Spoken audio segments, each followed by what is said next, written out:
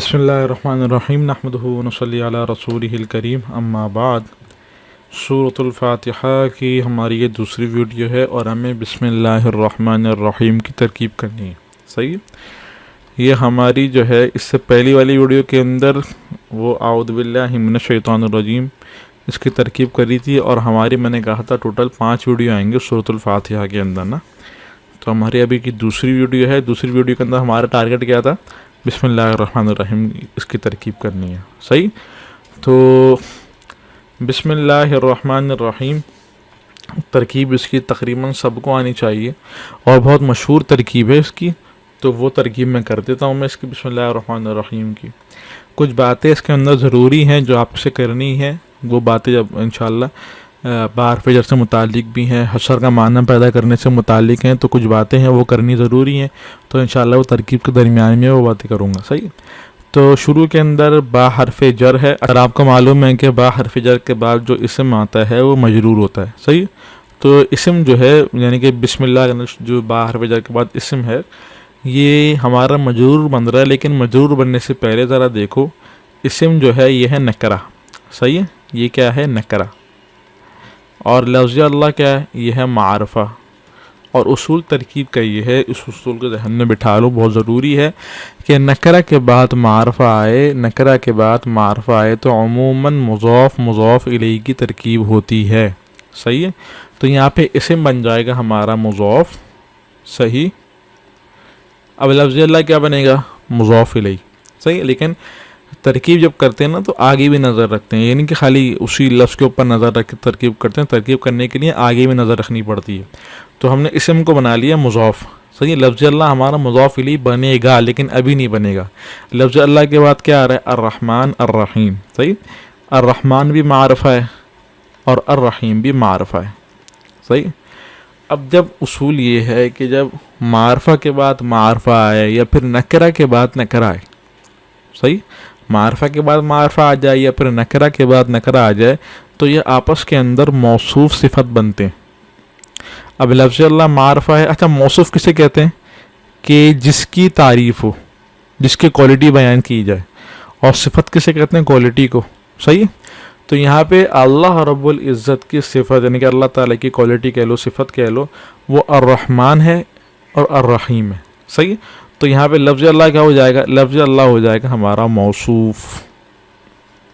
صحیح، الرحمن ہماری صفت اول بنے گی، الرحیم صفت ثانی بنے گی، لیکن ابھی ان کو بنانے سے پہلے الرحمن کیونکہ صفت مشبہ کا صیغہ ہے اور الرحیم بھی صفت مشبہ کا صیغہ ہے، تو ہم کریں گے یہ کہ الرحمن یہ ہمارا ہوگا شبہ فعل، اس کے اندر ہوا ضمیر فاعل،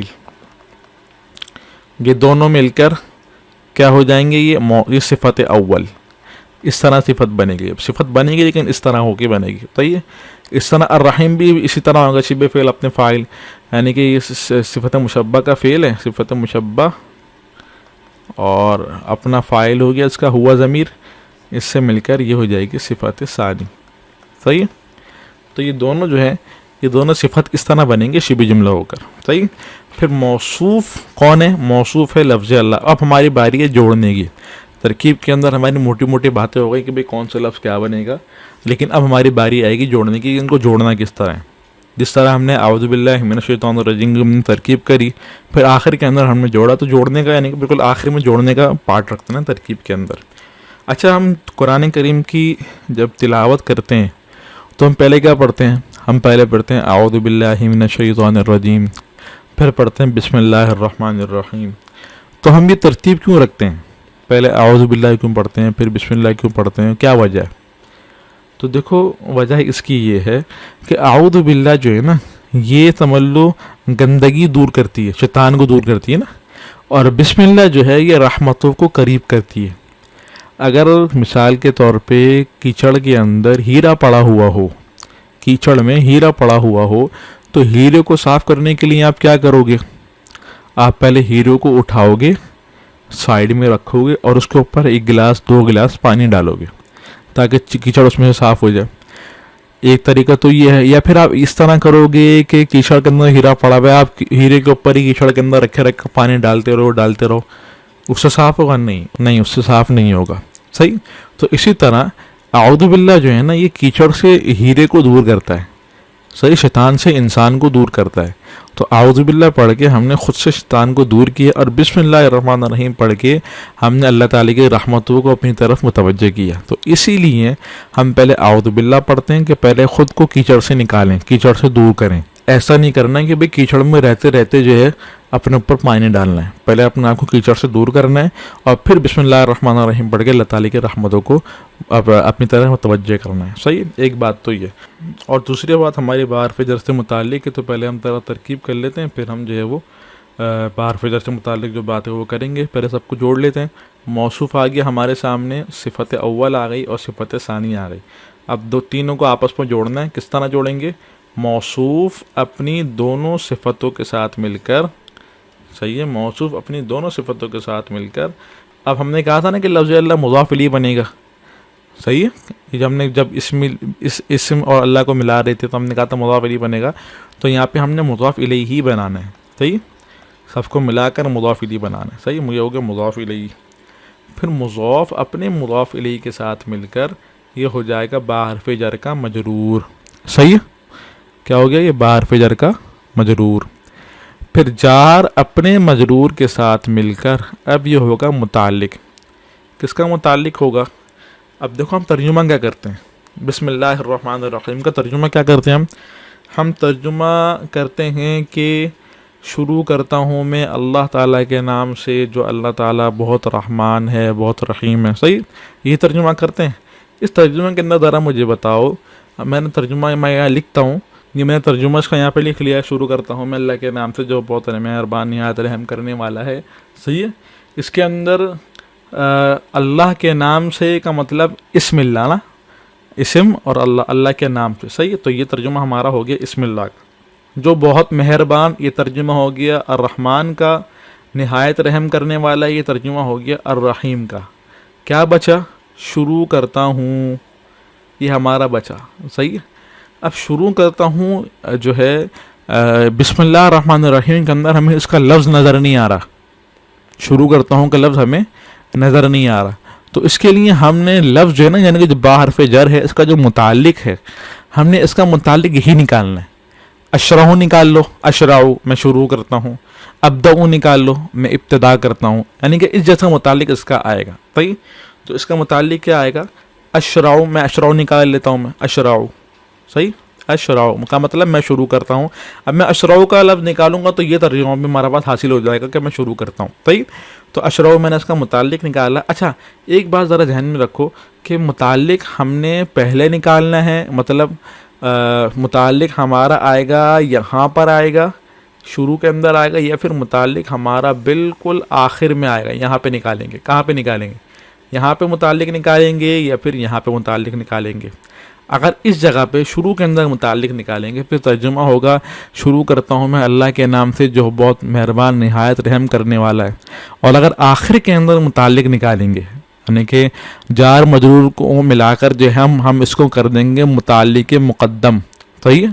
اگر ہم اس طرح کریں گے تو پھر ترجمہ ہوگا شروع کرتا ہوں میں اللہ تعالیٰ ہی کے نام سے.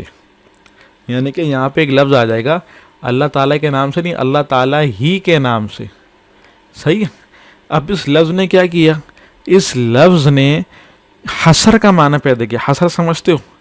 دیکھو میں نے کہا کہ بھائی عمر آیا. کیا مطلب؟ بھائی عمر آیا ہے, ضرور ہو سکتا ہے اور لوگ بھی آئے ہوں, ابو بکر بھی آیا ہو, زید بھی آیا ہو, بہت سارے لوگ آ سکتے ہیں. صحیح. لیکن میں نے کہا عمر آیا تو مطلب اور بھی لوگ آ سکتے ہیں. میں نے کہا کہ صرف عمر آیا یا عمر ہی آیا تو اس کا مطلب کیا ہوگا؟ صرف اور صرف عمر آیا, ایک ہی بندہ آیا بس, ہے نا. تو حصر کے معنی کے اندر کیا ہوتا ہے؟ تخصیص ہو جاتی ہے, خاص ہو جاتا ہے. میں کرتا ہوں شروع کرتا ہوں میں اللہ تعالیٰ کے نام سے, تو اس کے اندر خاص معنی نہیں ہوا. اب اس کے اندر حصر کا معنی پیدا نہیں ہوگا. صحیح.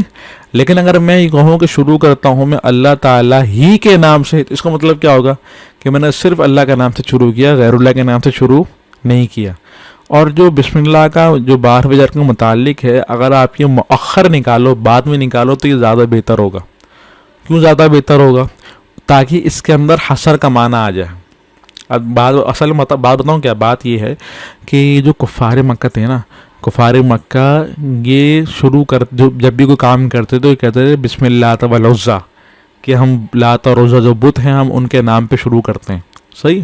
ان کے مقابلے پہ بسم اللہ الرحمن الرحیم آئی ہے. مسلمانوں نے کہنا شروع کر دیا کہ ہم اللہ تعالیٰ کے نام سے شروع کرتے ہیں، اللہ تعالیٰ کے نام سے شروع کرتے ہیں جو رحمان ہے جو رحیم ہے. تو یہ کس کے مقابلے میں آئی ہے؟ یہ کفار کے مقابلے میں. کفار جو نعرہ لگاتے تھے نا کہ بسم اللہ والعزیٰ، یہ ان کے مقابلے میں آئی ہے. اب مقابلہ کب بنے گا؟ جب ہم اس کا متعلق جو ہے وہ مؤخر نکالیں.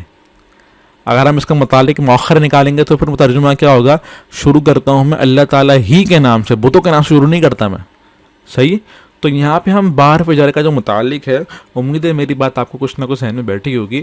باہر فجر کا جو متعلق ہے وہ ہم مؤخر نکالیں گے، مقدم نہیں نکالیں گے. صحیح ہے. یعنی کہ ہم کہیں گے جار مجرور مل کر یہ متعلق ہوا اشراء فعل سے. جار مجرور کا متعلق کیا ہو گیا؟ یہ ہو گیا مؤخر. اس کا جو متعلق ہے وہ مؤخر ہو گیا، یعنی کہ بعد میں آیا ہے. صحیح. تو جار مجرور مل کر متعلق ہوا اشراء فعل سے. صحیح. اشراء فعل، پھر اس کے اندر فاعل کیا نکلے گا؟ اشراء فعل ہے واحد متکلم کا. صحیح ہے. تو واحد متکلم کے فعل کے لیے اس کے اندر ضمیر کون سی ہوتی ہے؟ اس کے اندر انا ضمیر ہوتی ہے. تو انا ضمیر اس کا فاعل ہو گیا. اشراء فعل اپنے فاعل اور اپنے متعلق کے ساتھ مل کر جملہ فعلیہ خبریہ ہوا. صحیح. تو یہ ہمارے بسم اللہ الرحمن الرحیم کی پوری ترکیب ہو گئی اور ہماری ویڈیو بھی مکمل ہو گئی. امید ہے آپ کو سمجھ میں آ گیا ہوگا. وآخر دعوانا الحمدللہ رب العالمین.